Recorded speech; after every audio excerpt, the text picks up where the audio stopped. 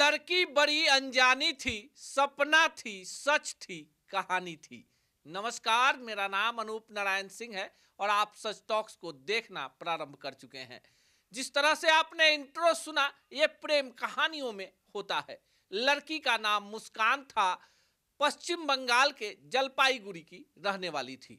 लड़की नए सपनों को लेकर बिहार पहुंची थी ऑर्केस्ट्रा में डांस करने के लिए। लड़की की नसीली आंखें, लंबे लंबे जुल्फ और नए नक्श को देखकर मंच पर अच्छे अच्छे का मिजाज बिगड़ जाता था।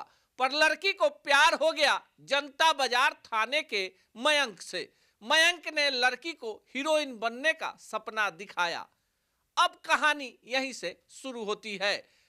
इस कहानी की जो हीरोइन है उसका नाम हमने बदल दिया है। नियम है, कानून है, कायदा है। अब मुस्कान को लेकर मयंक जनता बाजार से फुर हो जाता है और 6 महीने तक मुस्कान की कोई खैर खबर नहीं लेता। मुस्कान के परिजन जब ऑर्केस्ट्रा वालों से संपर्क साधते हैं तो पता चलता है कि मुस्कान तो पिंजरे से कब की आजाद हो गई है। पर अब कहानी यहीं से शुरू होती है और जैसा हमने शुरू में बताया कि सपना है, सच है, कहानी है, पर काफी दर्दनाक ये रवानी है।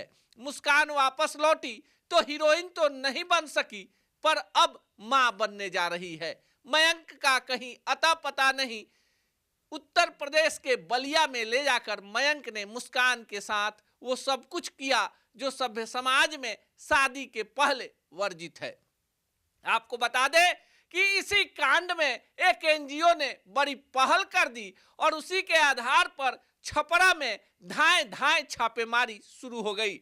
एनजीओ के पास मुस्कान के माता पिता ने दिल्ली में गुहार लगाई कि उनकी नाबालिग बेटी जनता बाजार से गायब है और बेटी ऑर्केस्ट्रा में काम करने गई थी। आपको बता दें कि 5000 से ज्यादा नर्तकियां सिर्फ पश्चिम बंगाल से बिहार के छपरा, सिवान, गोपालगंज, मोतिहारी, बेतिया में आकर आसरा जमाए बैठी रहती हैं।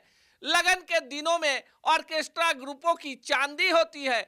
60 से 70 कार्यक्रमों के भरोसे 365 दिनों तक इनका चूल्हा जलता है। छपरा में जनता बाजार है, वहां ढोढ़ स्थान है, वहां एक काफी प्रसिद्ध मंदिर है, पर अब जनता बाजार की पहचान इन बार बालाओं के कारण ही है। मुस्कान और मयंक की प्रेम कहानी बीच मझधार में डगमगा गई। मुस्कान को बनना था हीरोइन और अब उसके पांव भारी हैं। पर मुस्कान के आंखों के आंसू पोंछने के लिए अब सिर्फ एनजीओ के लोग ही आगे आए हैं। मयंक का कहीं अता पता नहीं है। पुलिस इसी मामले को मध्य में रखकर अब तक 150 से ज्यादा नाबालिग लड़कियों को विभिन्न ऑर्केस्ट्रा ग्रुपों से मुक्त करा चुकी है। पर सभ्य समाज के मुंह पर कालिक पोतती ऐसी घटनाएं कई सारे सवाल जेहन में पैदा करती हैं। उन अभिभावकों के लिए भी जो अपने नाबालिग बेटियों को एटीएम मशीन समझकर ऑर्केस्ट्रा ग्रुपों में भेज देते हैं। उस सभ्य समाज को भी जो मुस्कान जैसी लड़कियों को रात में चूमना तो चाहता है पर दिन में उसे उंगली पकड़ाना भी नहीं चाहता। सवाल लाजमी है, जवाब जनता जनार्दन से ही पूछ लेते हैं।